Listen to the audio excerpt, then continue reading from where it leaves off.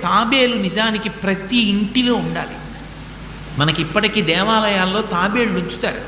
ప్రతి దేవాలయంలో తాబేలు ఉంటుంది. పూర్వం ప్రతి నూతిలో ఒక తాబేలు నుంచేవారు. ఎందుకు తాబేటి ఉంచుతారో తెలుసా? తాబేటి యొక్క దర్శనము మంగళ దర్శనం.